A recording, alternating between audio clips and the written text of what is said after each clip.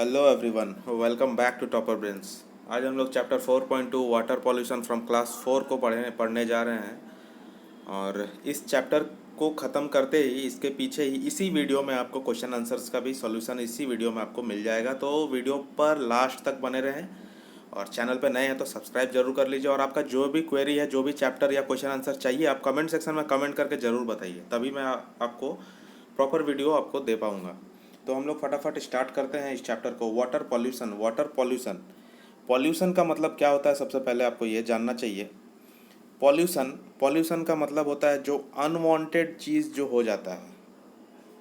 कोई भी चीज़ जब प्रदूषित हो जाता है, प्रदूषित होना मतलब होता है कि वो गंदा हो गया है, वो हमारे यूज़ के लिए, मनुष्य के यूज़ के लिए या फिर जीव जंतु के यूज़ के लिए वो ठीक नहीं है। जैसे एयर पॉल्यूशन होता है ना। तो एयर पॉल्यूशन कब हो जाता है, जब एयर में बहुत सारा other gases, harmful gases, dangerous gases जो है वो घुल जाता है। तो एयर जो है वो पॉल्यूट हो गया। एयर जो है, हवा जो है प्रदूषित हो गया, हवा का वायु प्रदूषण हो गया। तो वो वायु को, वो हवा को जब हम लोग सांस लेंगे तो हम लोग बीमार पड़ेंगे। तो वो हवा जो है हमारे लिए फिट नहीं है, मतलब एयर जो है वो पॉल्यूट हो गया, एयर पॉल्यूशन। इसी तरह से वाटर पॉल्यूशन होता है, जब वाटर जो है वो प्रदूषित हो जाए, वाटर जब गंदा हो जाए, वाटर में जब बहुत सारा इम्प्यूरिटीज़ आ जाए, बहुत सारा गंदगी आ जाए पानी में, और वो पानी हमारे लिए फिट ना हो, वो पानी हमारे लिए ख़राब हो जाए, जब उस पानी से हम लोग स्नान करें, नहाएं तो हमको प्रॉब्लम हो जाए स्किन में, वो पानी को अगर पिएँ तो हमें पेट का प्रॉब्लम हो जाए और तरह तरह के बॉडी में प्रॉब्लम हो जाए, डिजीज़ हो जाए।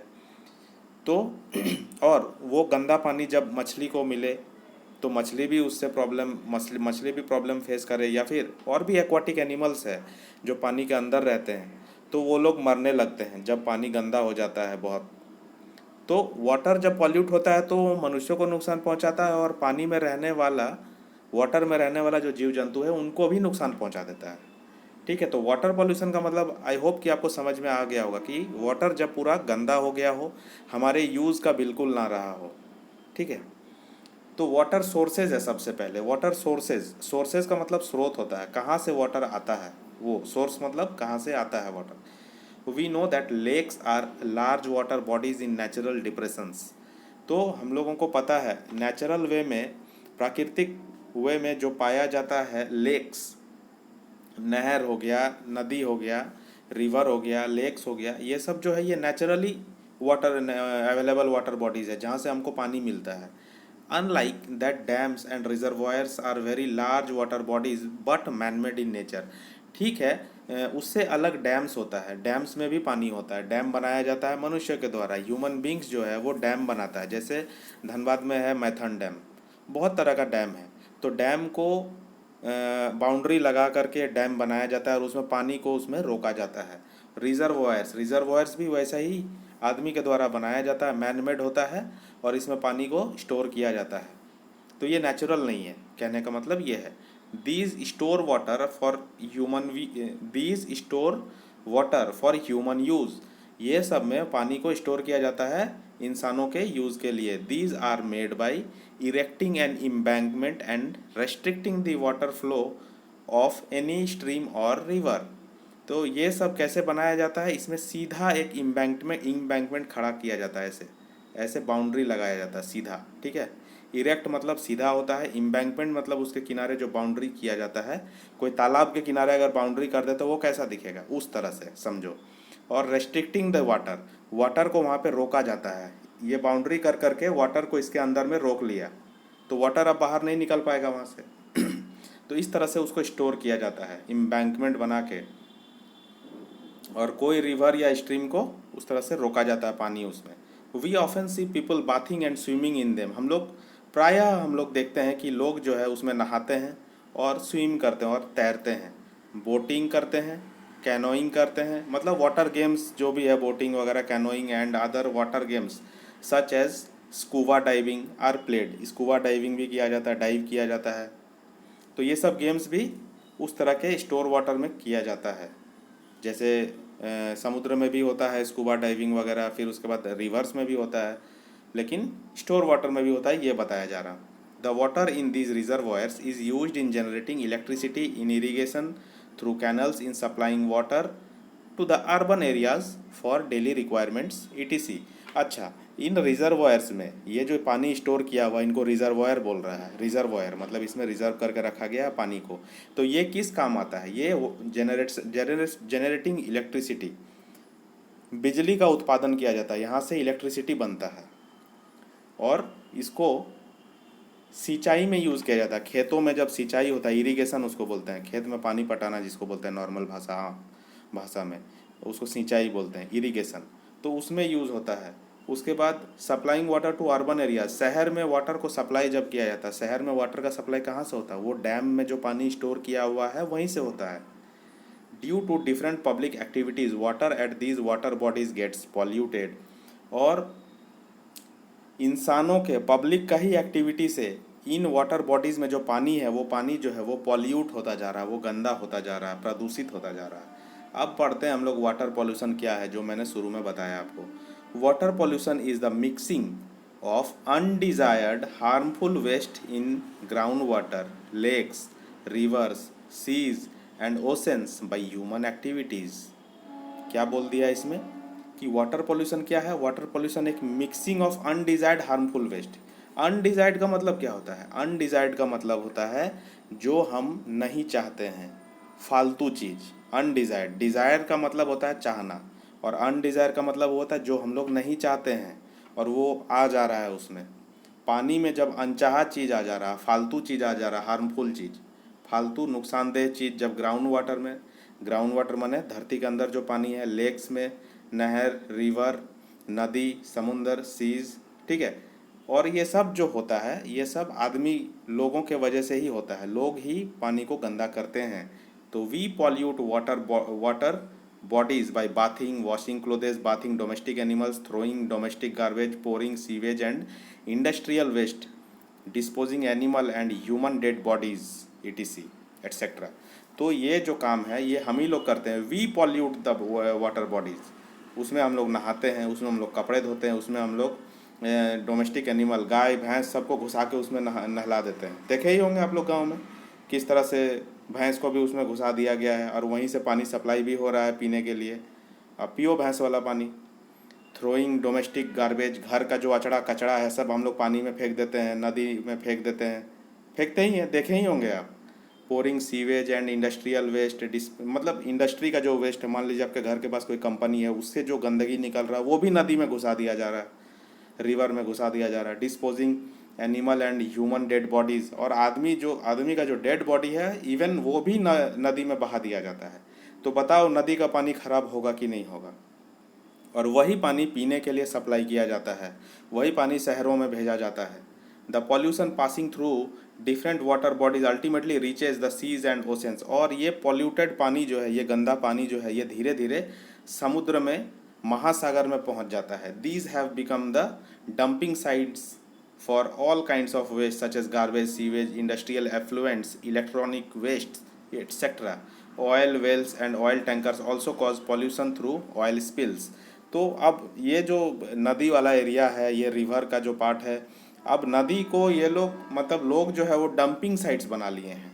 मतलब कचरा डंप करने का जगह समझ लिया है कि जहाँ पे हम लोग कचरा फेंक देते हैं, इंडस्ट्री कंपनी का जितना भी अचड़ा कचरा वो फेंक देते हैं, इलेक्ट्रॉनिक वेस्ट फेंक देते हैं।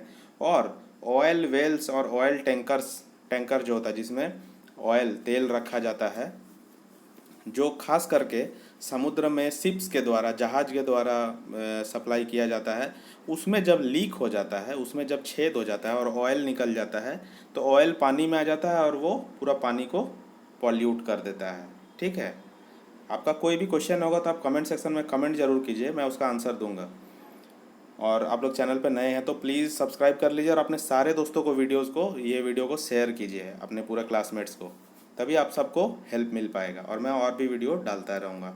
Effects of water pollution. अब वाटर पोल्यूशन से क्या क्या नुकसान होता है, क्या क्या इफ़ेक्ट्स होता है, वो हम लोग देखेंगे। Water pollution affects the aquatic life to a great extent. तो वाटर से सबसे नज़दीक में कौन रहता है? पहले ये सोचो, सबसे नज़दीक में जो पानी में रहने वाले जीव जंतु है, फ्रॉग है, फिश है, टर्टल्स है, मतलब टॉर्टोइज, ये जो जीव जंतु हैं जो पानी में रहने वाले हैं, वही लोग को सबसे पहले नुकसान होने वाला है। और उन एनिमल्स को बोला जाता है एक्वाटिक एनिमल्स। ठीक है, तो एक्वाटिक एनिमल को बहुत ज़्यादा ग्रेट एक्सटेंट तक नुकसान होता है। Aquatic animals in these polluted water bodies develop different kinds of abnormalities. और एक्वाटिक एनिमल जो रहते हैं पानी में, इस पॉल्यूटेड वाटर के वजह से, इस गंदा वाटर के वजह से उनके अंदर में बहुत सारा एबनॉर्मेलिटीज़ डेवलप हो जाता है। एबनॉर्मेलिटीज़ मतलब उनके अंदर बॉडी में बहुत प्रॉब्लम आ जाता है, एबनॉर्मल हो जाता है। गेट अफेक्टेड बाय डिजीजेज, और उनको बहुत तरह का बीमारी हो जाता है। फेल सिक, बीमार पड़ जाता है वो लोग भी। एंड अल्टीमेटली डाई, और फाइनली वो लोग मर जाते हैं। कौन? पानी में रहने वाले जीव जंतु, जिनको एक्वाटिक एनिमल कहा जाता है। If we consume any polluted animal such as fish etc. we also will fall ill। और अगर हम लोग उस polluted animal को हम लोग अगर खाते हैं, कंज्यूम करते हैं, यूज़ करते हैं उस मछली को जो polluted वाटर में पाया गया, बीमार मछली, तो हम लोग भी बीमार हो जाएंगे। ठीक है। If polluted water is used in irrigation, अगर polluted वाटर, गंदा वाटर को अगर हम लोग खेतों के सिंचाई में लगाएंगे, इरिगेशन में लगाएंगे, पानी पटाएंगे अगर पौधों को, it affects the fertility of the soil adversely. और ये मिट्टी को भी पूरा ख़राब कर देगा। मिट्टी का जो उपजाऊ क्षमता है, फर्टिलिटी जो है मिट्टी का, उसको ख़राब कर देगा। फिर उसमें जो है अनाज और फल फूल जो भी है, सब्ज़ी, वो बहुत कम होगा। It also affect the quality as well as production of crops. वही मैं बोला कि सब्ज़ी वगैरह का जो प्रोडक्शन है वो बहुत ख़राब हो जाएगा, उसका क्वालिटी ख़राब हो जाएगा।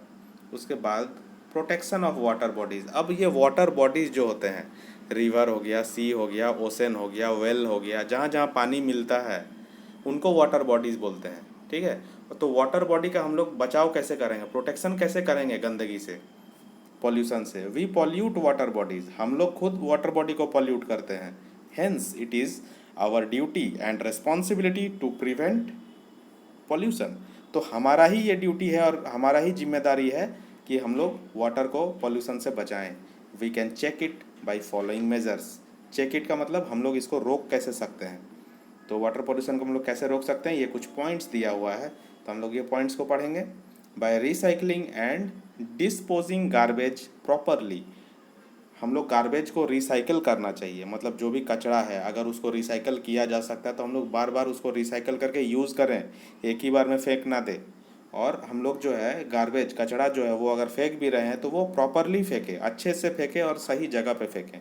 ये नहीं कि जा कर के कुआं में फेंक दिए, तो जा कर के रिवर में फेंक दिए, ऐसा नहीं करना है। By disposing waste from industries only after its treatment. जो इंडस्ट्री, जो कंपनी से जो वेस्ट प्रोडक्ट निकल रहा है उसको बिना ट्रीटमेंट के नहीं निकाले, उसको ट्रीटमेंट होना चाहिए पहले। मतलब उस गंदे पानी में कुछ ऐसा केमिकल्स, कुछ ऐसा प्रोडक्ट मिलाया जाता है, सब्सटेंस मिलाया जाता है जिससे वो नुकसानदेह अब नहीं होता है। तो पहले ट्रीटमेंट हो इंडस्ट्री का पानी को, गंदगी को, उसके बाद ही उसको बाहर निकाला जाए। By avoiding urinating and defecating near water bodies. अब लो, यही तो सबसे ज़्यादा होता है यहाँ इंडिया में, हर जगह में, हर स्टेट्स में। हम लोग रिवर के किनारे, तालाब के किनारे हम लोग देखते ही हैं, यूरिनेट कर रहे हैं, सब टॉयलेट कर रहे हैं वाटर बॉडी के सामने में। तो वाटर ख़राब होगा कि नहीं होगा?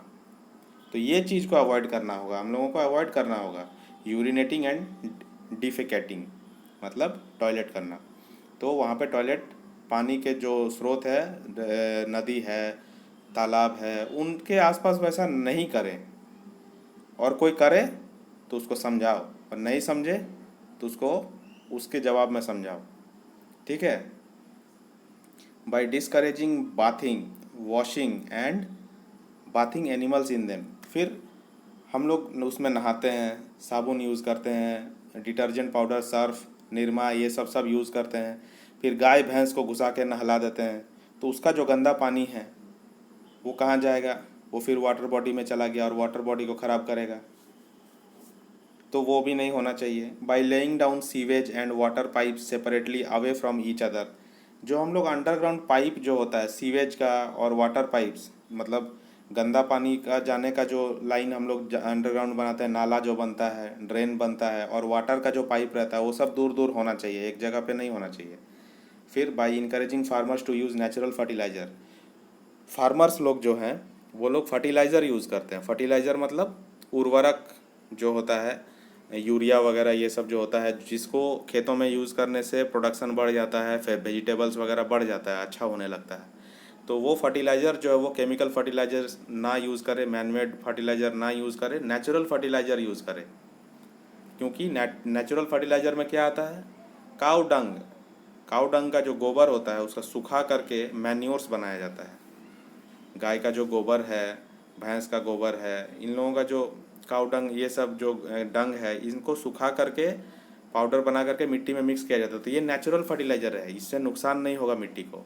लेकिन वहीं अगर man made artificial fertiliser, chemical fertiliser use किया गया तो मिट्टी को नुकसान होगा। और उस मिट्टी में जब बारिश होगा तो वो पानी जो है, बारिश का पानी उस केमिकल को धो करके रिवर में ले जाएगा, अंडरग्राउंड वाटर में ले जाएगा, तो फिर अल्टीमेटली वाटर जो है वो पॉल्यूट हो जाएगा।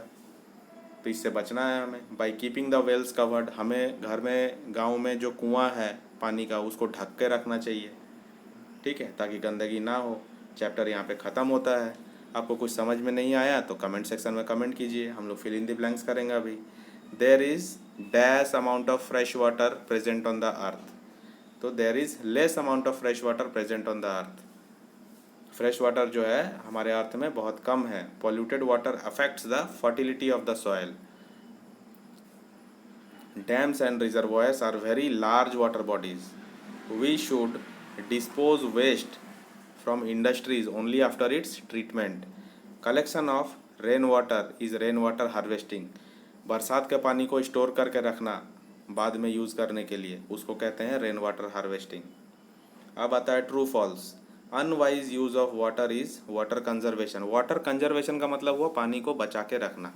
अनवाइज यूज़ मतलब, अनवाइज माने जैसे तैसे, जैसे तैसे पानी को यूज़ करना को हम लोग पानी को बचाना कहते हैं, तो ये गलत है, फॉल्स है। अनवाइज, वाइज यूज़ होता तब ट्रू होता है। We do not pollute water bodies, तो हम लोग पॉल्यूट नहीं करते हैं तो कौन करता है, हम ही लोग तो करते हैं। तो वी डू नॉट लिखा है यहाँ पे, हम लोग नहीं करते हैं वाटर बॉडी पर, तो ये फॉल्स है। Water pollution affects the aquatic life to a great extent, सही है। वाटर पॉल्यूशन ही जो है एक्वाटिक लाइफ, मतलब पानी के अंदर जो जीव जंतु हैं उनका लाइफ है, उनको अफेक्ट करता है, तो ये सही है।